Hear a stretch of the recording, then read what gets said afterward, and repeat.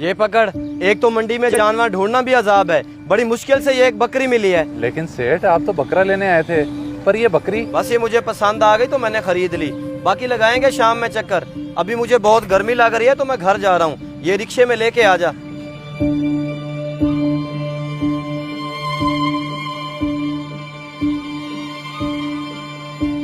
बल्कि पैसे मेरी जेब में तो किराए के पैसे ही नहीं है।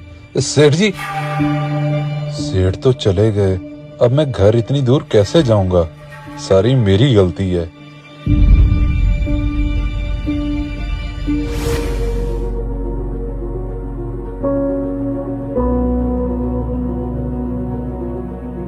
जी भैया, ले आए जानवर? किधर है? हाँ, एक बकरी खरीदी है मंडी से और वो मुलाजिम लेकर आ रहा है पीछे। चले ठीक है, मैं समझा आप ले आए हैं।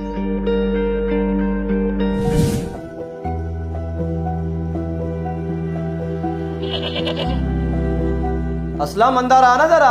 किधर लगा के आ रहा है इतनी देर?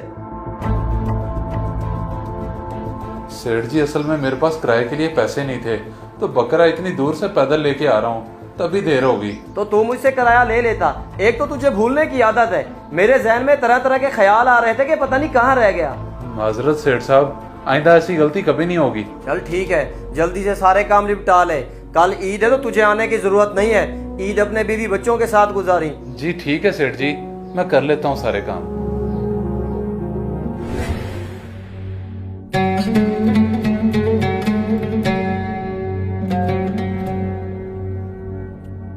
आपने इस बार ईद पे फिर से पुराना सूट पहन लिया है। कहा भी था ईद के लिए तो नया बनवा लें। बेगम, क्या है इस सूट को? अच्छा भला तो है, और वैसे भी बड़ी ईद पे कौन सूटों को देखता है?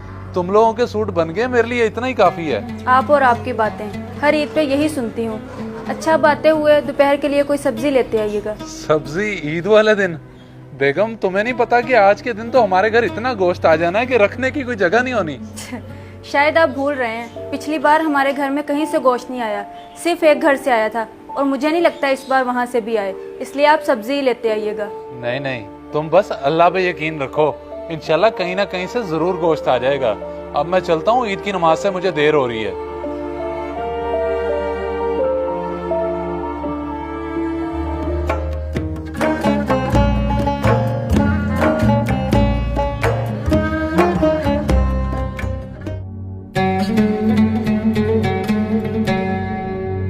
बेगम, मैं पढ़ आया हूँ ईद की नमाज, तुम बताओ कहीं से आया गोश्त? प्याज तो मैंने काट लिए हैं, लेकिन अभी तक कहीं से नहीं आया, और मुझे नहीं लगता कोई दे के भी जाएगा। अच्छा, तुम फिक्र ना करो, मैं मालिक के घर चक्कर लगाता हूँ और कोई काम भी दिखाता हूँ, और आते हुए गोश्त लेता हूँगा। ठीक है, आप लगाएं चक्कर, लेकिन जल्दी वापस आइएगा, ये ना हो सारा दिन उधर ही गुजार दें। हाँ हाँ, मैं जल्दी वापस आ जाऊंगा, बस तुम प्याज वगैरह काट के रखो।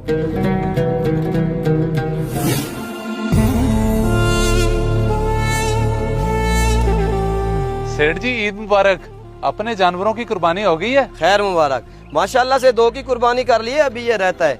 लेकिन ईद वाले दिन की तो मैंने छुट्टी दी थी। तू क्या लेने आया है? जी सेठ जी, मुझे आपने छुट्टी दी थी, लेकिन मैंने सोचा कि ईद का दिन है, आपके घर कोई काम ना हो, इसलिए चला आया। अच्छा, काम के लिए आया या फिर गोश्त चाहिए? अरे नहीं नहीं, मैं गोश्त की नीयत से नहीं आया, मैं तो काम के लिए आया हूँ। अगर कोई काम है तो मुझे हुक्म करें। काम?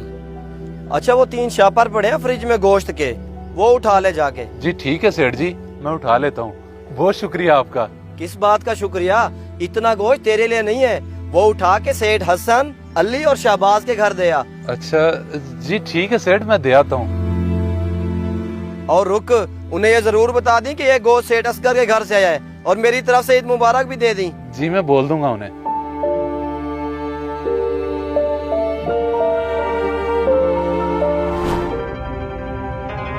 इतना सारा गोश्त असगर ने मेरे घर भेज दिया? जी जी, सबसे ज्यादा गोश्त उन्होंने आपके घर ही भेजा है, और वो तो आपको ईद मुबारक भी बोल रहे थे। खैर मुबारक, लेकिन ये गोश्त मैं नहीं रख सकता, क्योंकि मेरे घर तो पहली 2 कुर्बानियाँ थी। पर उन्होंने तो बड़ी चाहत से आपके घर भेजा है, और आप लेने से इनकार कर रहे हैं। चाहत उनकी अपनी जगह, लेकिन इसका असल हकदार मैं नहीं हूँ। उनसे कहें कि ये गोश्त गरीब गुरबा में तकसीम कर दें, क्योंकि मैंने भी अपना सारा गोश्त गरीबों में ही बांट दिया। अच्छा चले, मैं उन्हें जाके बता देता हूँ।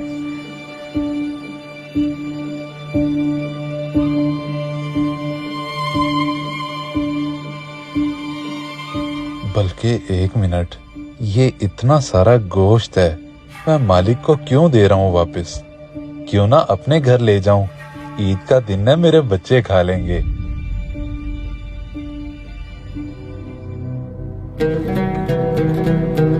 इतना सारा गोश्त आपके उस कंजूस मालिक ने आपको दे कैसे दिया? बस तुम ये समझो कि अपने मालिक से बड़े धोखे से निकलवा के लाया हूँ मैं ये। धोखे से? मतलब उन्होंने ये अपनी मर्जी से नहीं दिया? ये तो फिर हमारे लिए हराम हुआ। तुम बस अब इन बातों को छोड़ो और जाके पकाओ इसे। नहीं, मैं ये नहीं बनाऊंगी क्योंकि ये हमारे बच्चों के लिए हराम है। आप ले जाएं इसे वापस।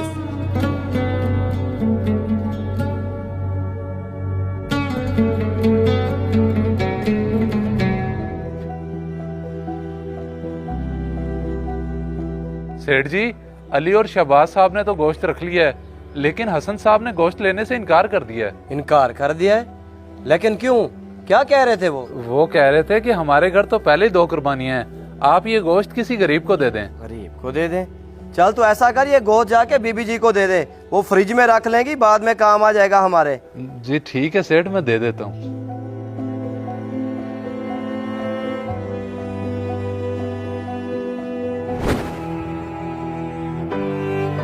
देखिए, आप इस तरह क्यों बैठे हैं? मैंने तो कहा था आपसे हमारे घर कहीं से गोश्त नहीं आना। सही कह रही थी तुम, बस मैं ही गलत उम्मीद लगा बैठा। एक घर से 4 बोटियां आई हैं और घर में इतने फर्द हैं, अब उन 4 बोटियों का क्या करें? अच्छा, मैं करता हूँ बंदोबस्त और लाता हूँ कहीं से सब्जी, बस तुम फिर जरा जल्दी से बच्चों को बना देना।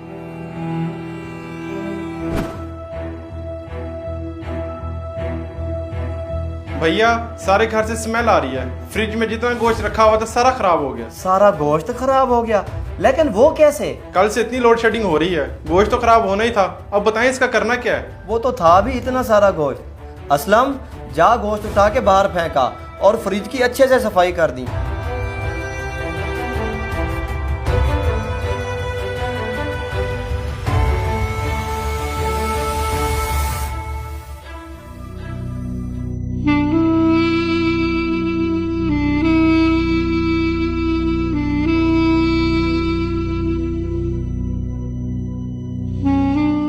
इतना सारा गोश्त जरूरतमंदों तक नहीं पहुंचा, बल्कि फ्रिज में पड़ा खराब हो गया, और मेरे बच्चों को ईद के दिन गोश्त नसीब नहीं हुआ।